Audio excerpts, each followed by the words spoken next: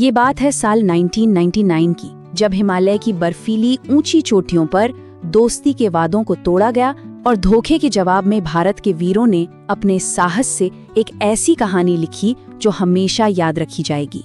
ये कहानी है कारगिल युद्ध की। और यही सवाल है जो कारगिल को इतना पेचीदा बना देता है कि आखिर ऐसा कैसे हुआ कि एक तरफ तो शांति के लिए बस चल रही थी और दूसरी तरफ उन्हीं पहाड़ों में एक भयानक युद्ध की तैयारी हो रही थी। आइए आज इसी गुत्थी को सुलझाते हैं।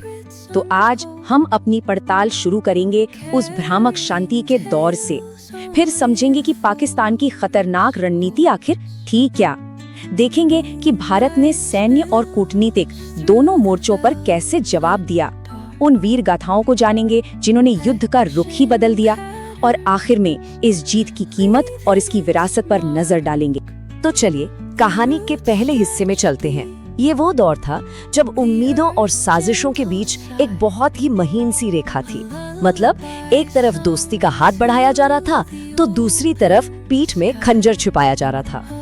जरा इस तस्वीर को समझिए। फरवरी 1999 में भारत के प्रधानमंत्री अटल बिहारी वाजपेयी शांति का संदेश लेकर बस से लाहौर जाते हैं। वहाँ लाहौर घोषणा पत्र पर दस्तखत होते हैं, मतलब शांति की तरफ एक बहुत बड़ा एक ऐतिहासिक कदम। लेकिन ठीक उसी समय पर्दे के पीछे पाकिस्तान की सेना ऑपरेशन बद्र चला रही थी। ये भारतीय चौकियों पर चुपचाप कब्जा करने की एक बेहद कपटपूर्ण योजना थी। लाहौर में प्रधानमंत्री वाजपेयी ने अपनी कविता की एक लाइन पढ़ी थी, हम जंग न होने देंगे। ये भारत की तरफ से शांति की इच्छा का एक खुला ऐलान था। और विडंबना देखिए, सिर्फ 3 महीने बाद भारत को एक ऐसे युद्ध में धकेल दिया गया जो उसने कभी चाहा ही नहीं था। लेकिन ये पूरा धोखा सामने कैसे आया? किसी सैटेलाइट से नहीं, किसी बड़ी इंटेलिजेंस रिपोर्ट से नहीं, बल्कि एक आम चरवाहे की वजह से। बटालिक सेक्टर में ताशी नामग्याल नाम का एक चरवाहा अपने खोए हुए याक को ढूंढ रहा था। जब उसने दूरबीन से देखा तो उसे कुछ अजीब लगा। काले कपड़ों में कुछ लोग बंकर खोद रहे थे। उसने फौरन भारतीय सेना को इसकी खबर दी और बस यहीं से कारगिल युद्ध की आधिकारिक शुरुआत हो। अब आते हैं दूसरे हिस्से पर। ये सिर्फ घुसपैठ नहीं थी, ये एक बहुत सोची समझी रणनीतिक चाल थी। सवाल ये है कि आखिर पाकिस्तान इन बर्फीली ऊंचाइयों पर कब्जा करके हासिल क्या करना चाहता था। पाकिस्तान के इरादे बहुत ही खतरनाक थे।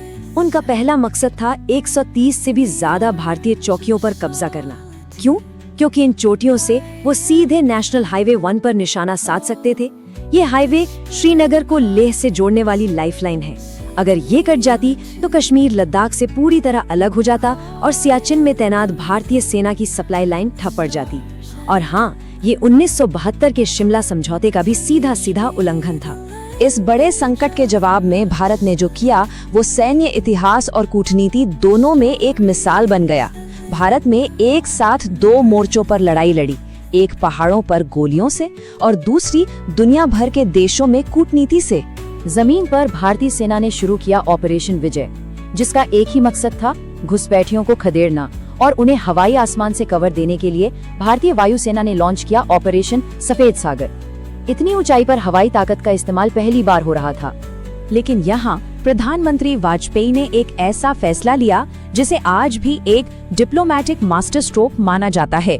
भारी दबाव के बावजूद उन्होंने सेना को साफ आदेश दिया, कुछ भी हो जाए नियंत्रण रेखा यानी LOC को पार नहीं करना है। इस एक फैसले ने पूरी दुनिया के सामने तस्वीर शीशे की तरह साफ कर दी कि भारत हमलावर नहीं बल्कि अपनी जमीन की रक्षा कर रहा है।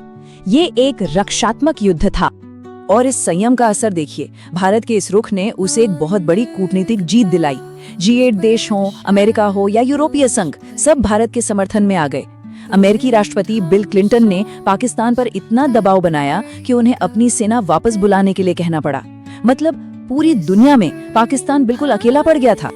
अब बात करते हैं जमीनी हकीकत की। कूटनीति अपनी जगह थी, लेकिन पहाड़ों पर असली जंग तो भारतीय सैनिकों के बेमिसाल साहस से जीती जा रही थी। ये वो हिस्सा है जहां से युद्ध का पासा ही पलटना शुरू हुआ।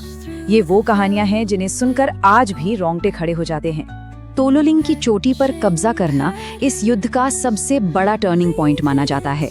ये एक लगभग नामुमकिन मिशन था, क्योंकि दुश्मन ऊंचाई पर बैठकर नीचे से आ रहे हर सैनिक को आसानी से निशाना बना रहा था। इसका जवाब देने के लिए सेना ने एक कमाल की योजना बनाई। पहला कदम, बोफोर्स तोपों से दुश्मन के बंकरों को नेस्तनाबूद करना। दूसरा कदम, अर्जुन, भीम और अभिमन्यु नाम की टीमों का अलग अलग दिशाओं से एक साथ धावा बोलना। और आखिरी चरण, आमने सामने की लड़ाई में दुश्मन को हराकर चोटी पर तिरंगा फहराना। और इन्हीं लड़ाइयों ने हमें दिए कैप्टन विक्रम बत्रा जैसे हीरो, जिन्हें हम सब शेरशाह के नाम से जानते हैं। जब उन्होंने पॉइंट 5140 पर जीत हासिल की तो उन्होंने अपना सक्सेस सिग्नल भेजा, ये दिल मांगे मोर। ये एक मशहूर विज्ञापन की लाइन थी, लेकिन उस दिन ये सिर्फ एक नारा नहीं रहा। ये भारतीय सेना के हर जवान का जज्बा बन गया कि एक चोटी जीत ली है, अब अगली चाहिए। टाइगर हिल की कहानी तो यकीन करना मुश्किल है। यहाँ सिर्फ 19 साल के ग्रेनेडियर योगेंद्र सिंह यादव 1000 फुट सीधी खड़ी चट्टान पर चढ़ गए। दुश्मन की गोलीबारी में उन्हें 3 गोलियां लगी, लेकिन उन्होंने हार नहीं मानी। वो किसी तरह ऊपर पहुंचे, ग्रेनेड फेंका और दुश्मन का बंकर ही उड़ा दिया। उनकी इसी अविश्वसनीय बहादुरी से ही फिल्म लक्ष्य का क्लाइमैक्स प्रेरित था। और अब हम पहुंचते हैं अपने विश्लेषण के आखिरी पड़ाव पर। भारत ने युद्ध तो जीत लिया था, लेकिन इस जीत की एक बहुत बड़ी कीमत थी और इसके परिणाम बहुत दूर तक जाने वाले थे। और फिर आया जुलाई का महीना, जो इस जंग का आखिरी चैप्टर लिखने वाला था। 11 जुलाई तक पाकिस्तानी सेना ने वापसी शुरू कर दी। 3 दिन बाद 14 जुलाई को प्रधानमंत्री वाजपेयी ने ऑपरेशन विजय को सफल घोषित कर दिया।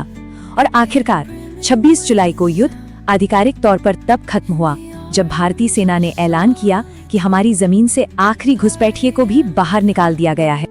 लेकिन इस जीत की एक बहुत भारी कीमत चुकाई गई, 527। ये सिर्फ एक नंबर नहीं है। इस युद्ध में भारत ने अपने 527 वीर सपूतों को खो दिया। ये वो सर्वोच्च बलिदान था जो देश की रक्षा के लिए दिया गया। इस असाधारण वीरता के सम्मान में 4 योद्धाओं को भारत के सर्वोच्च सैन्य सम्मान परमवीर चक्र से सम्मानित किया गया। कैप्टन विक्रम बत्रा और लेफ्टिनेंट मनोज कुमार पांडे को मरणोपरांत, और ग्रेनेडियर योगेंद्र सिंह यादव और राइफलमैन संजय कुमार को, जो आज भी हमारे बीच हैं। युद्ध के बाद दोनों देशों की राहें बिल्कुल अलग हो गई। भारत में 26 जुलाई कारगिल विजय दिवस बन गया और इस युद्ध से सबक लेते हुए सेना के आधुनिकीकरण पर जोर दिया गया। वहीं दूसरी तरफ पाकिस्तान में इस हार ने एक राजनीतिक भूचाल ला दिया। एक रक्तहीन तख्ता पलट हुआ और विडंबना देखिए, इस पूरी साजिश का जो मुख्य वास्तुकार था जनरल परवेज मुशर्रफ, उसी ने सत्ता पर कब्जा कर लिया। और यहीं पर ये पूरी कहानी हमें एक बहुत बड़े सवाल के साथ छोड़ जाती है। कारगिल हमें ये तो सिखाता है कि विश्वासघात पर जीत हासिल की जा सकती है, लेकिन क्या सच